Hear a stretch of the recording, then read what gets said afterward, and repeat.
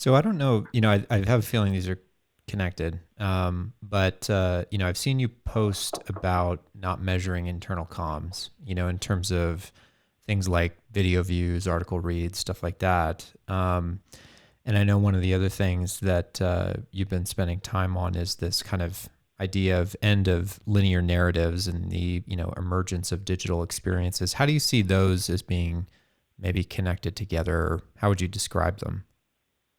Oh, that's such an interesting insight to think of those as connected. So yeah, the piece I wrote a couple of years ago around don't measure or stop measuring internal comms was really basically pointed out behaviors that I see it in. I saw it in my own teams, at IBM and Bloomberg, and amongst our clients, of sort of saying like, okay, this or that piece of content got so many views on our intranet, and therefore it was either a success or not. And because the outcome was somehow going to be awareness.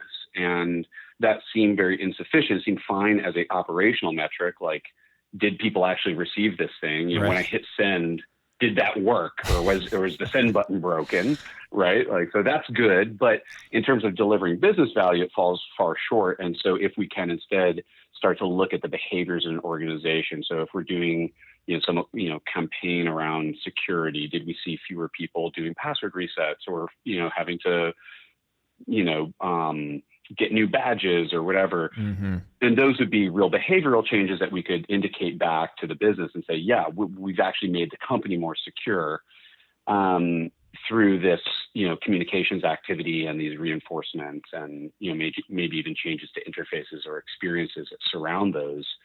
And that is that idea of to stop measuring communications as the as the major outcome of your work. Mm-hmm.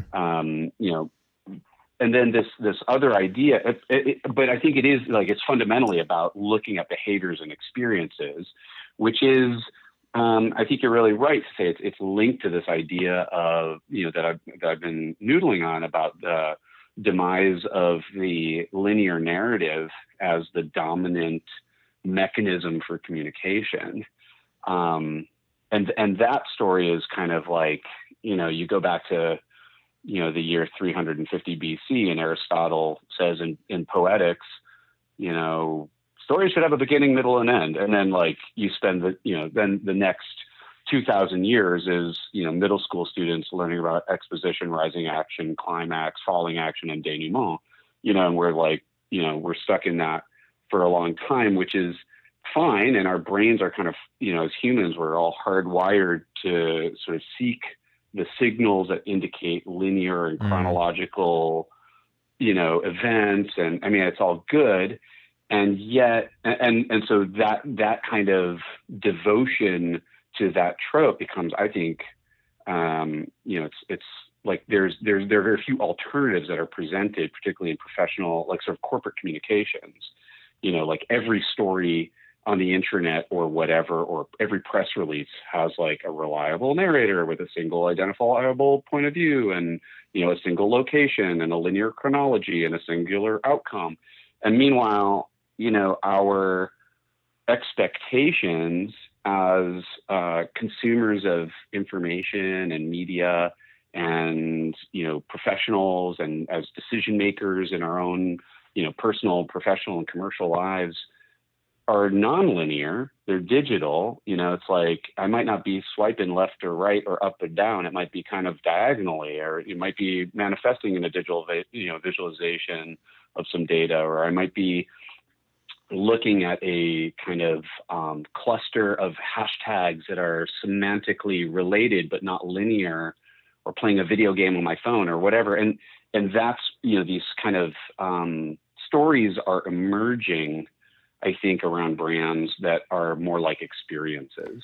Is there an opportunity to, involve people in what comms ultimately does for a company? So for the employees to contribute in some form or fashion, the message, the content. What do you think about that? Well, I think it's critical.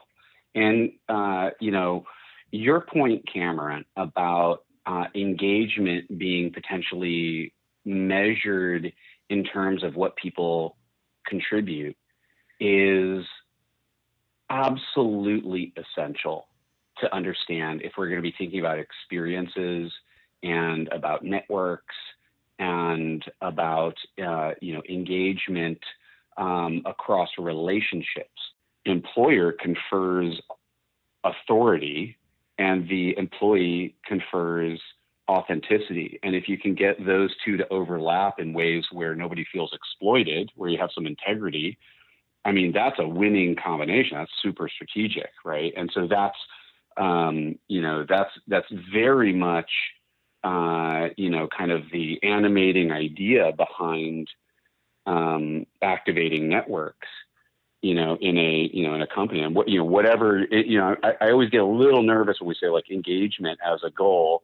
I mean, I just said it a minute ago, but what is engagement around what? Is Right. it engagement around What is that? Is it engagement? Yeah, I mean, what's the engagement around? I mean, is it a vanity thing? Like, do I have a best friend at work or some kind of thing like that, like the Gallup polls or something? That could be fine, or is it?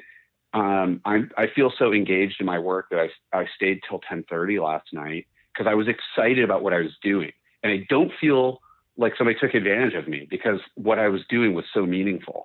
And I woke up this morning and I was so excited about what I did until 10:30 last night that I shot a note to my mom or something. I mean, like that's or even better, I shot a note to somebody and was like, you have to come work here because you're a superstar and you would love this project.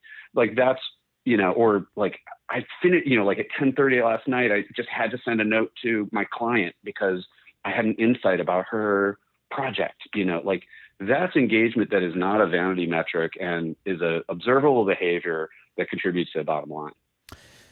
Agreed. And that's the kind of thing, I mean, laddering back to your question, I mean, that's the kind of thing that comes when I, as an employee, have been really solicited to, contribute to something, not just told something. Like I'm not a passive audience in that. Like I have a lot of agency in that moment and I'm activated, and it doesn't have to be, that could be in any, it's like, I'm sure as with your clients, with ours, like we have people in all kinds of roles. We have people who are, on the manufacturing floor who experience those moments. And we have people who are in the executive suite who experience those moments. And we have people on the retail, they're, having interactions with customers and in front of a stack of clothes. And they're having moments where they really feel like, their personal sort of contribution and their company's contribution are aligned in a way that feels really good. And the customer notices that stuff, Hey, this is Jason behind the scenes running the mixer board. Just want to say thanks for listening and catch a new Everyone Social Bitecast every week from everyonesocial.com/blog.